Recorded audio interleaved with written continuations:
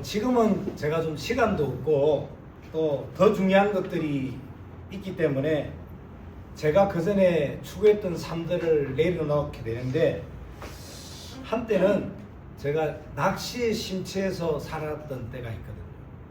그래서 TV를 켜면 어느 채널을 찾아보냐면 낚시 채널.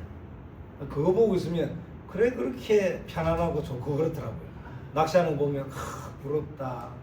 자식 오늘 많이 잡았네.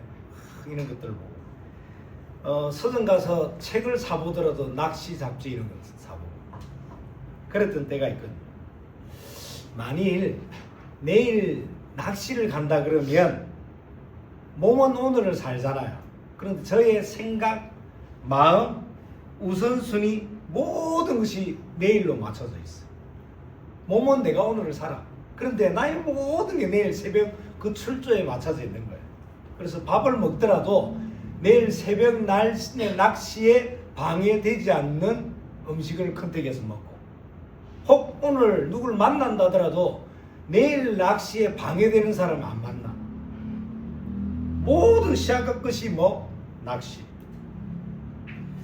낚시에 답이 나오지 않는 사람들이 낚시를 따라가 보면 어떻게 느껴지냐면 그렇게 한심할 수가 없는, 뭐 하는가 싶은, 정말 심심하고 지루하기 그지없는, 뭐 하루 저렇게 잠도 못 자고 멀미해가면서 저런 짓을 할까, 그러면서 이런 말을 제일 많이 하잖아요. 좀 미친 짓이지, 이렇게 이야기해요. 그런데 자이든 타이든 한 번, 두 번 자꾸 낚시를 한번 해보고 배워보고 낚 올리는 거 보고 눈이 만해지고 이렇게 맛을 들이면, 낚시에 대한 답이 딱 생기면 나중에는 낚시만 생각해도 기뻐져요. 그렇게 짜증나고 화나던 상황에서 낚시 이러면 그냥 흐뭇해지는, 낚시만 생각하면 기분이 좋아지는. 더 놀라운 것은 낚시에 답이 딱 난 사람은 고기를 못 잡아도 괜찮아요. 바람이 불어도 괜찮아요. 파도가 쳐도 전혀 상관이 없습니다. 그리고 진짜 낚시에 딱 답이 난 사람은 고기를 잡기 위해서 낚시를 하지 않습니다. 진짜 꾼들은 잡은 고기를 다 놔줘요. 왜요? 진짜 자기 자신이 원하는 고기가 따로 있으니까. 우리는 악착같이 잡은 거 막 먹잖아요. 회치고 끓여 먹고 튀겨 먹고. 근데 진짜 낚시를 아는 사람은 다 놔두고 자기가 원하는 것만 딱 챙깁니다. 제가 낚시를 잘하는 사람을 따라다니면서 열심히 봤어요. 어떻게 저렇게 낚시를 잘하지? 라고 보니까 낚시꾼들은 자신의 삶 중에 뭐가 있냐면 낚시 스케줄이 있어요.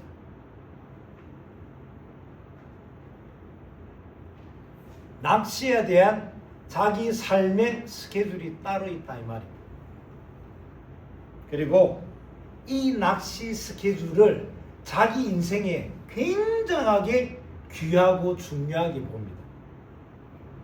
그리고 평상시 낚시에 대한 궁금증, 낚시에 대한 여러 가지 많은 질문들을 이 낚시 현장에서 풀어내요.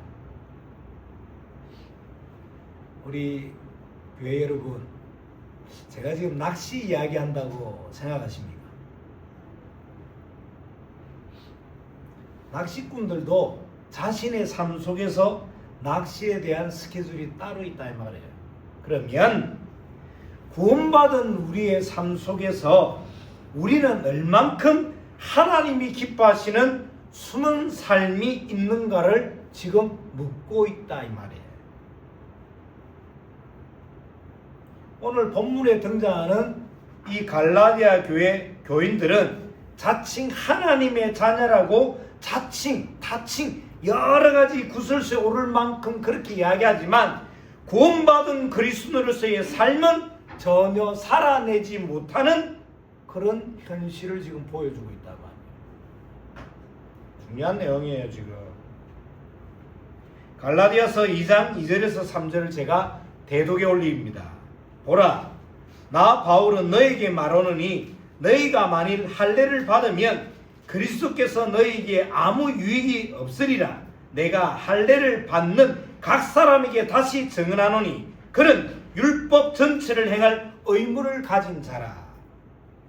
갈라디아 교회 교인들은 구원받은 하나님의 자녀의 삶을 살아내기보다는 무엇에 더 집착을 하냐면 할례에 더 집착을 하는 거예요. 왜요?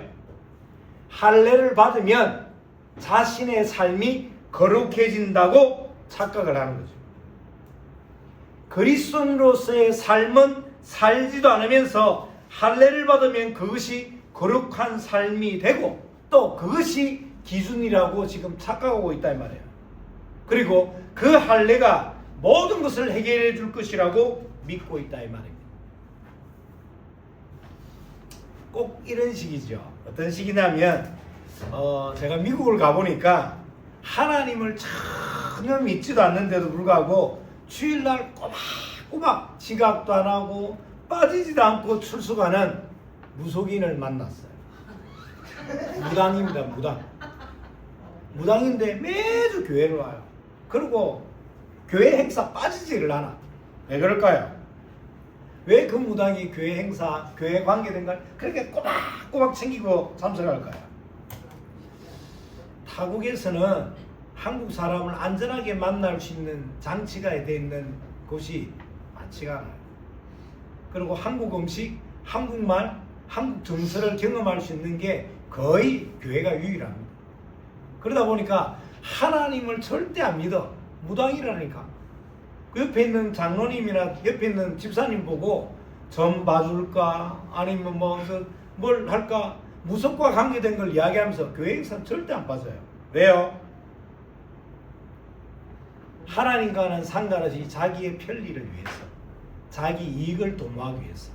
혹 갈라디아 교인이 지금 말했던 무속인과 같은 영적 흐름 속에 놓여 있는지도 모릅니다. 하나님의 자녀로서의 삶은 아예 생각지 않으면서 할례를 받으면 거룩해지고 할례만이 모든 문제 해결이라고 생각하고 착각하고 흔들렸던 교인들. 갈라디아 교인들은 하나님에 대해서는 전혀 관심이 없어요. 어디에 관심이 있냐? 오직 구원에만 관심이 있는 거예요. 그래서 할례를 받으면 거룩해지고 거룩하면 구원받는다는 말도 안 되는 이 거짓 논리에 흔들리고 있다 이 말이에요. 그래서 사도 바울은 지금 오늘 이렇게 이야기합니다. 구원과 믿음과는 전혀 상관없는 할례에 대해서 경고를 하고 있는 거예요. 이 할례에 대한 경고를 갈라디아서 5장 1절에 이렇게 언급하고 있습니다. 갈라디아서 5장 1절을 찾아서 한 목소리 한번 합독해 봅시다. 갈라디아서 5장 1절입니다.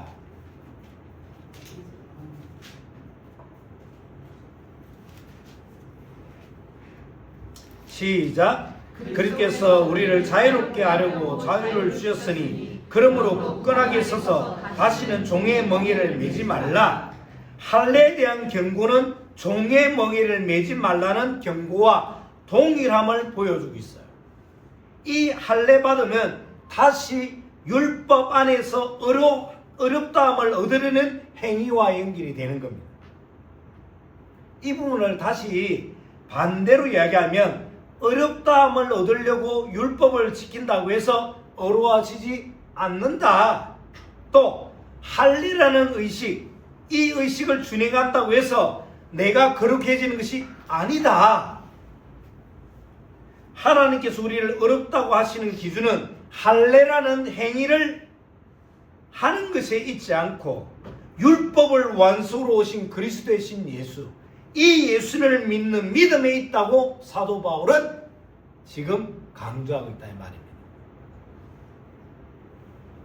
그리스도의 신 예수님께서 이 땅에 오셔서 죄와 사단과 지옥 배경을 그 속에 묶여있는 자들에게 자유함을 주시기 위해서 자신의 몸을 희생제물로 드리셨고 죄와 사단의 그 권세를 깨뜨리시고 부활하셔서 성령으로 각 사람에게 자정하심으로 다시는 죄와 사망과 저주의 권세 속에서 있지 않도록 하나님께서 모든 길과 진리와 생명을 허락하셨는데, 지금 우리는 또다시 우리 스스로가 그 결박 속으로, 그 지옥 배경 속으로 우리 스스로가 걸어 들어가려고 한다, 이 말이에요. 여러분들 잘 아시는데, 할례는 남자 생식기의 표빛을 잘라내는 겁니다. 즉 뭘 의미하냐면 외형적인 구분을 말합니다.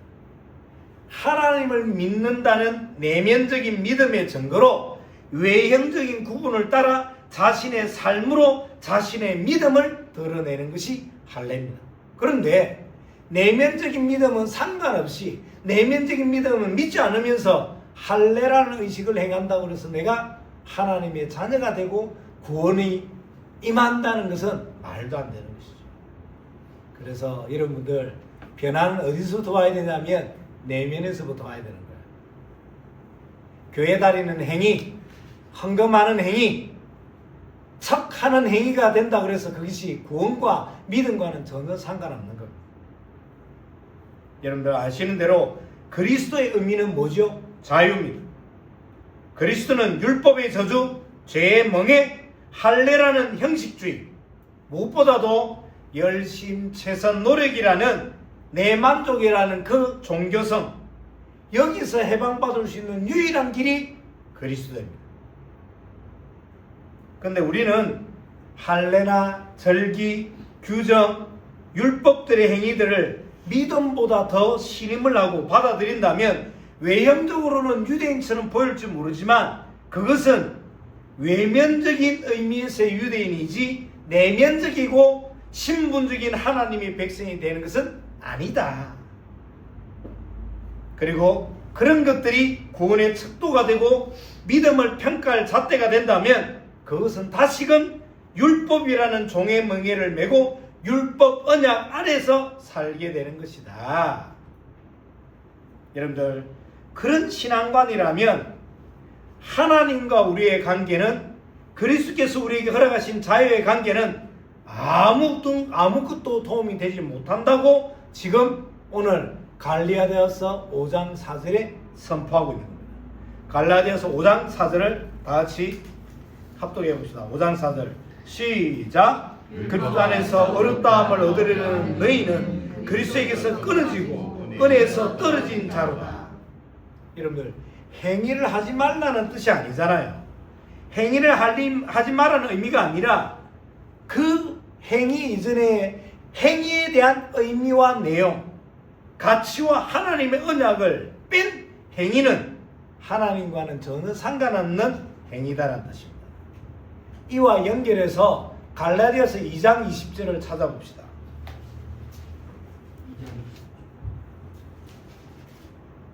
갈라디아서 2장 20절입니다. 시작. 내가 그리스도와 함께 십자가에 못 박혔나니 그런즉 이제는 내가 사는 것이 아니요 오직 내 안에 그리스도께서 사시는 것이라. 이제 내가 육체 가운데 사는 것은 나를 사랑하사 나를 위하여 자기 자신을 버리신 하나님의 아들을 믿는 믿음 안에서 사는 것이다. 보세요. 한쪽에는 믿음도 없이 율법의 행위를 따라 행위로만 종교생활을 한 곳에 묶여있고, 또 한쪽에는 믿음으로 구원은 받았어요. 구원은 받아놓고도 하나님의 자녀다운 삶은 살아내지 못하는 현장을 지금 보여주는 겁니다. 여러분들, 우리가 구원을 받았다는 것은 크게 두 가지가 달라졌다는 거 아닙니까?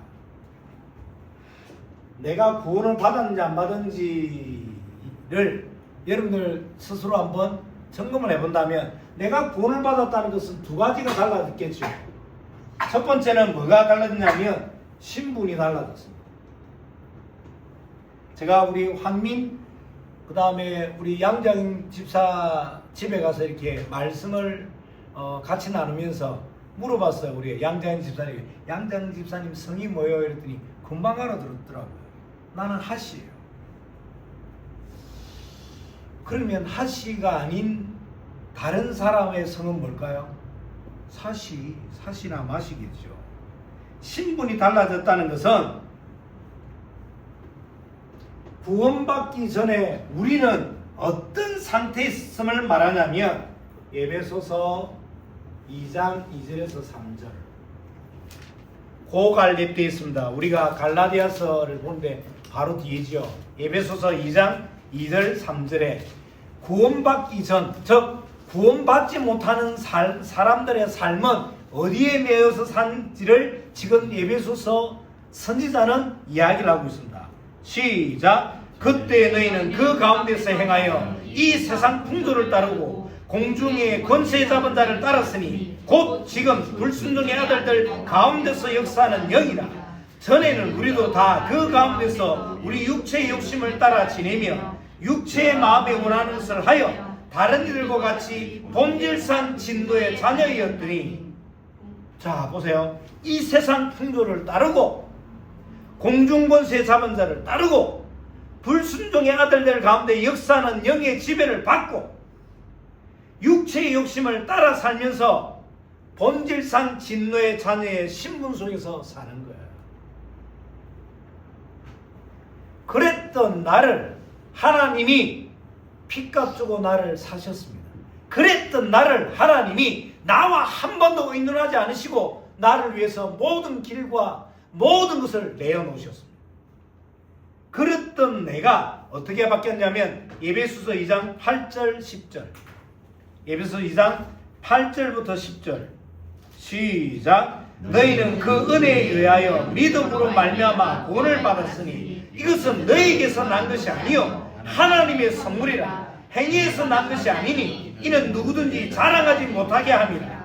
우리는 그가 만드신 바라 그리스도 예수 안에서 선한 일을 위하여 지으심을 받은 자니 이 일은 하나님이 전에 예비하사 우리로 그 가운데서 행하게 하려 하십니다.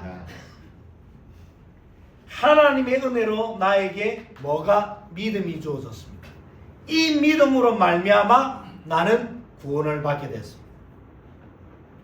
구원받은 신분으로서 그리스도 예수 안에서 선한 일을 행하는 삶을 살아내기자 하나님이 이 일을 행하셨다. 오늘 제 말에 속지 말고 하나님의 말씀을 가지고 내 인생을 점검해보는 은혜가 있기를 예수 그리스도로 축원합니다. 구원받았음의 두 번째 차이는, 두 번째 다름은 뭐냐면 이게 달라야죠.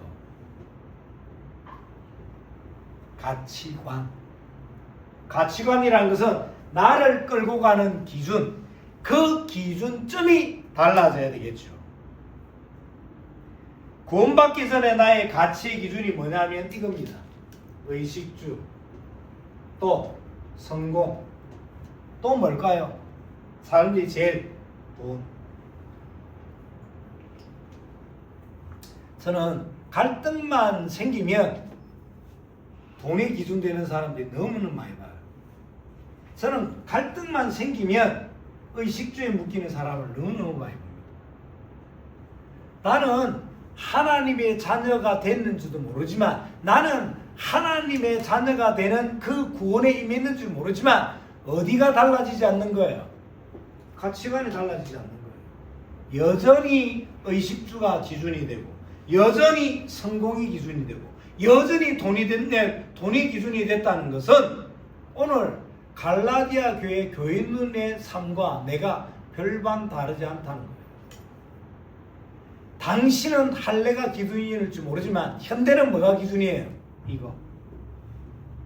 의식주, 성공, 돈이 하나님을 잘 믿는 기준이 되어버린, 이걸 보고 신학적으로 뭐라 그러냐면 기복신앙이라 그러는 거예요. 내가 잘 되는 것이 복음의 기준, 큰 것이 복음의 기준, 많은 것이 복음의 기준. 복음이 많이 모이는 것이 복음의 기준이라면 우리는 빨리 이 교회를 떠나서 어디로 가야 되냐면 무슬림을 향해 가야 돼요. 무슬림 됐다 많이 모여요. 그리고 뭐 어렵게 말고 저기 신천지 가시면 돼요. 전부 다 흰 옷 입고 얼마나 줄줄줄 따라 들어갑니까? 복음이 많이 모이는 것이 기준이 아닙니다. 복음이 성공의 기준이라면 왜 그렇게 성공했던 삼성가의 자살자가 계속 나옵니까? 왜요? 성공의 기준이라면 우리나라에 장로님이 3분이나 대통령이 됐는데 왜 그 시대마다 우리나라의 현대사를 뒤흔드는 보통 사건이 아닌 어마어마한 사건이 계속 터져나갑니까? 뭘 몰라서? 영적 세계, 영적 사실, 영적 존재, 영적인 문제를 몰라서. 보십시오. 구원받기 전에는 내가 이 3가지가 가치관이었다면 구원받은 난 이후에는 뭐가 기준이 되어야 되냐면 영원한 것, 그리고 그리스도를 닮아가는 것, 그리고 말씀의 성취와 함께 희생을 실천하는 선한 청지기의 삶.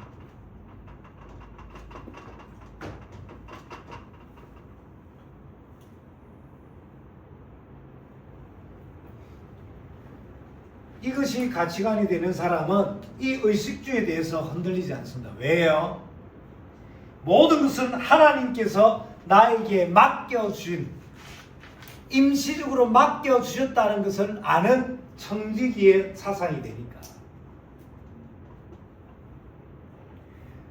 구원받기 전에는 성공을 향해 가던 삶이 성공의 자리가 중요한 것이 아니라 성공해야 될 어떤 다른 이유가 있는 삶이 되는 거죠. 성공해야 되죠. 왜? 나의 만족과 우리 가족의 안위를 위해서 성공하는 것이 아니라 다른 이유가 있는 것이죠. 왜? 성공 이후에 해야 될 다른 역할이 있으니까.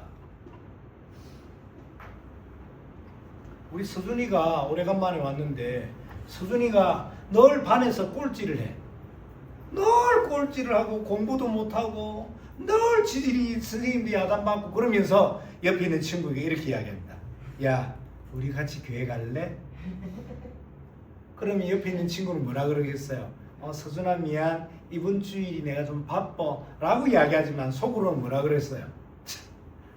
에휴, 하나님 안 믿는 나는 1등을 하고 하나님 안 믿는 나는 풍요로운데 하나님 믿는 너는 뭐야? 1등 하기 위해서, 성공하기 위해서 예수를 믿으라는 이야기가 안 했잖아요. 다른 이유가 생겨야 되지 않습니까? 다른 역할을 하기 위해서 성공을 해야 되는 거 아닙니까? 그리고 돈을 향해 가던 삶은 그리스도를 닮아가는 삶으로 이걸 위해서 삽니다. 희생을 위해서. 희생은 영원한 것을 말하는 거죠. 오늘 말씀을 통해 나의 숨은 삶들을 한번 점검해 보셔야 됩니다. 나는 무엇을 향해 달려가고 있는지, 세상 것 때문에 영원한 것을 놓치고 살지는 않는지, 또 그리스도를 더욱더 닮아가는 성화의 과정보다는 세상 성공, 나의 목적을 향해 어제보다 더 세속적이고 어제보다 더 세상에 동화되고, 그래서 어떻게 사냐면 주일은 하나님의 것, 월요일부터 월, 화, 수, 목, 금, 토일은 나의 것.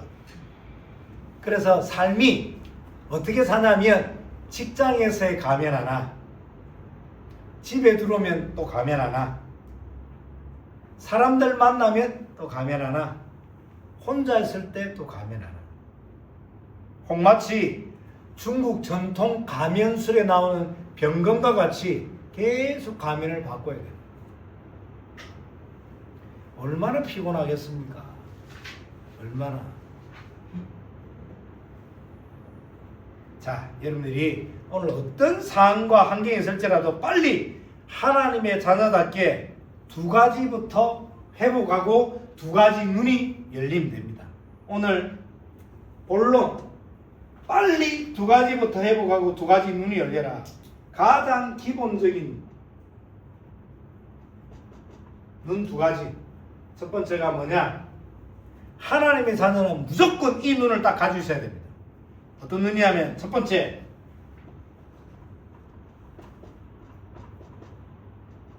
당연한 것을 찾아내고 회복시키는 눈. 당연한 것. 당연한 것이 뭘까요? 보세요, 여러분들. 저 밖은 현장은 다 무너져 있습니다. 무너지고 비어있고 정말 어떻게 말로 표현 안 되는, 우리나라에 이단 사이비가 다른 걸 따라서 개신교와 관계돼서 23개 단체가 있습니다. 뭐 예를 들어 JMS, 신천지, 뭐 여호와 증인, 이런 23개 단체에 몇 명이냐면 60만 명.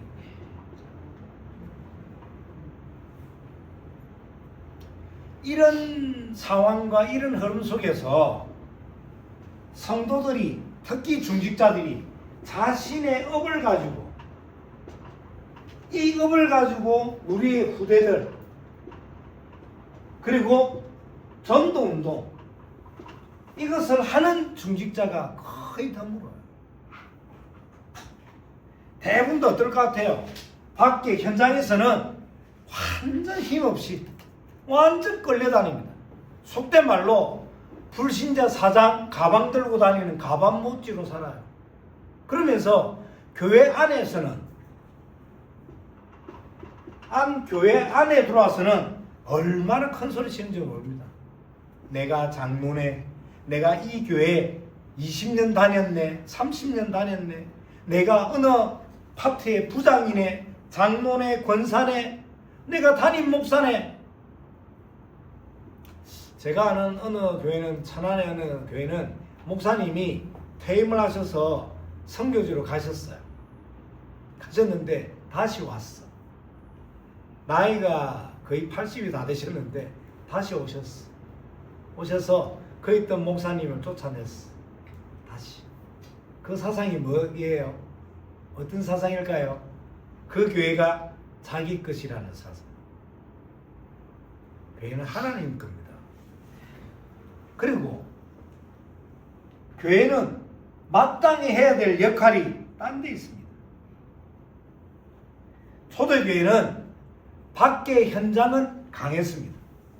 영적 문제, 영적 사실, 영적인 흐름에 대해서 단호하게 답을 주고, 안에서는 아주 유연하고 부드러웠습니다.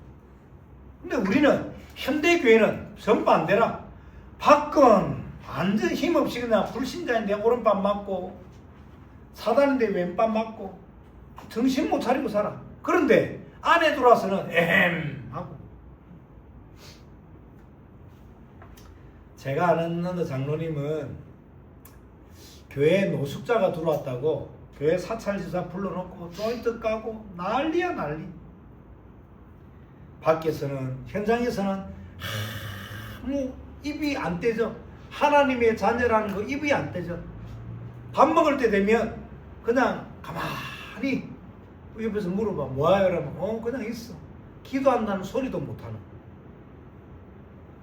유별나다 할까봐, 사람들이 나를 왕따시킬까봐, 사람들이 나를 이상하게 볼까봐, 너네 교회 이상한 교회지 라는 그 말 하나 들을까봐, 사람 말에 그렇게 두려워하고 사람 말에 그래 떨리면서 하나님의 말씀에는 전혀 요동함이 없는.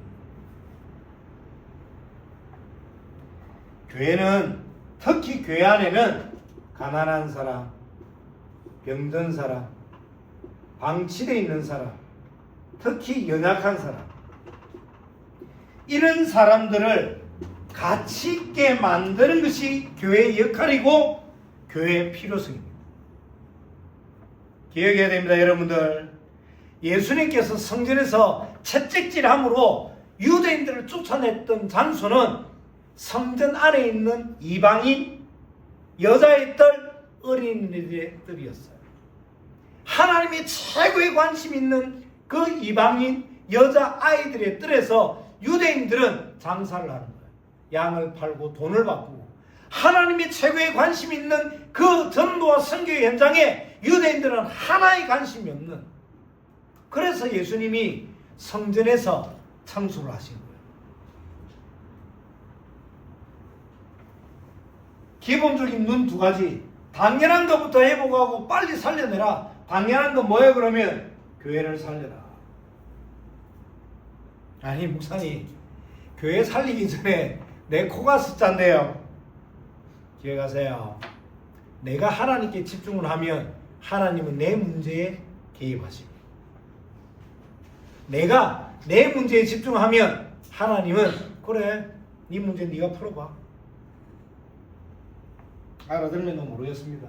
누구에게는 뭐 그냥 말이지만 누구에게는 기도응답이 되기를 예수 그리스도를 축원합니다.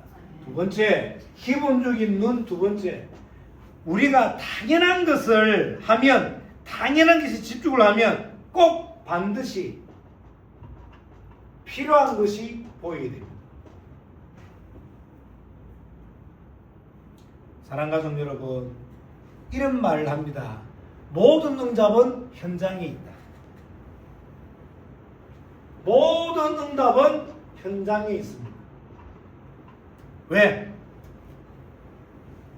그 응답을 가져다 주는 하나님의 방법은 사람이기 때문에.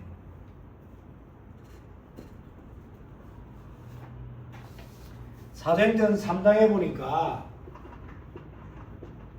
사도행전 3장에 보니까 누가 나오냐면 성전 미문에 앉아있는 누구? 안전뱅이가 등장해요. 성전 미문에 안전뱅이가 등장하는데, 예배당은 중요하게 보지만 성전 미문 앞에 앉아있는 안전뱅이를 놓쳤던 누가 등장합니까? 유대인과 바리새인. 바리새인들은 뭘 놓쳤어요? 이 현장을 다 놓쳤지 않습니까? 현장을 놓치니까 예배당, 건물은 중요하게 보지만 성전 미문에서 구걸하고 있는 이 안전뱅이에 대한 현장은 못 보는 것이죠. 성전에서 행해지는 제사에는 관심이 잔뜩 많은데 성전의 주인 대신 하나님의 관심은 전혀 알아채리지 못하는. 보세요.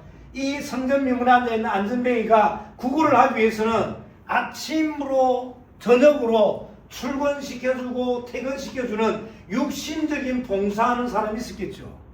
또 성전 미문에 자리를 딱 잘 잡았기 때문에 들어가는 사람에게 돈을 구걸하는 이 사람 머리도 좋아.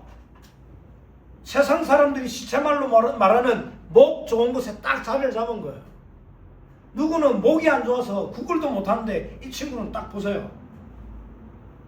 머리가 좋으니까 목도 잘 잡고 또 육신적인 봉사하는 사람도 잘 거스리고, 그리고 돈을 주고받는 경제적인 이 헌신도 하는.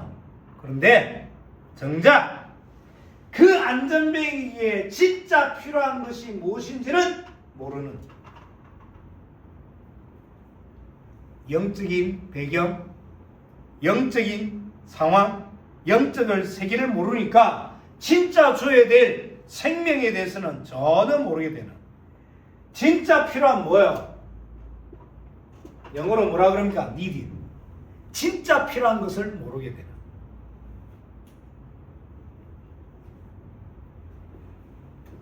이런 상태 속에 있으니까 보세요. 당연한 것에 대한 관심도 없고 필요한 것은 아예 답이 없으니 진짜 중요한 것을 하나님이 주고 싶어도 안 주시는 거예요? 못 주시는 거예요? 하나님께서 못 주시는 거예요.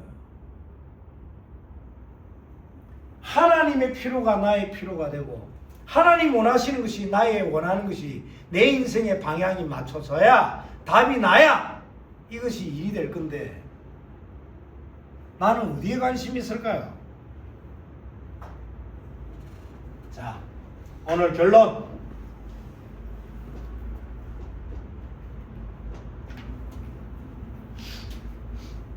빨리 이것이 있어져야 되겠습니다. 뭐요? 다른 스케줄.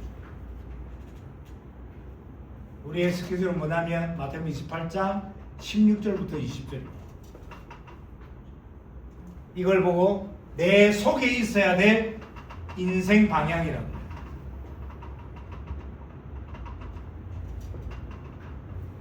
예수님께서 부활하셔서 제일 먼저 하셨던 말씀, 모든 족속으로 제사를 삼아 아버지와 아들과 성령의 이름으로 세례를 주고, 오늘 마태복음에서는 하늘과 땅의 모든 것을 내게 주셨다. 그러므로 너희는 가라. 세상 끝날까지 너희와 항상 함께 있으리라고 약속하셨습니다. 아멘. 이 말씀이 진짜고 진리라면 뭐가 있어야 될까요? 내가 반드시 해야 될 기도 스케줄이 있어야 되겠죠. 내 인생의 방향, 마태복음 28장 16절에서 20절, 땅끝, 선교, 하나님 원하시는 그 끝, 그것을 향해 가는 나만의 기도 스케줄. 왜 그래야 됩니까? 여기에 하나님이 사랑, 경제, 열매를 숨겨 놓으시기 때문에. 나의 삶의 방향이 정말 여기에 맞다면 다른 스케줄과 함께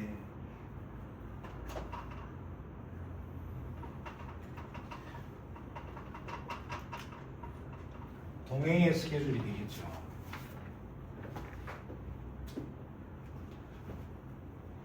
동행 뜻이 뭘까요? 함께 간다는 뜻입니까? 그 말이 아니라 반드시 동행의 스케줄은 반드시 피가, 땀이, 눈물이 통하는 걸 보고 동행의 스케줄이라고 해요. 피가 통한다는 건 뭘 말할까요? 말씀이 소통이 되는 거예요. 땀이 통한다는 건 뭘 말합니까? 현장이 소통이 되는 거 아닙니까? 눈물이 통한다는 것은 뭘 말할까요? 기도 제목이 소통이 되는 거 아닙니까? 이거 없이 같이 가면 뭐 할까요? 이거 없이 같이 한 이불 덮고 자면 잘수록 손해인데. 하나된 교회는 주신받아야 될 이 말씀을 가지고 말이 아니라 삶으로 사실적으로 응답받는 여러분들 되기를 예수 그리스도는 축원합니다.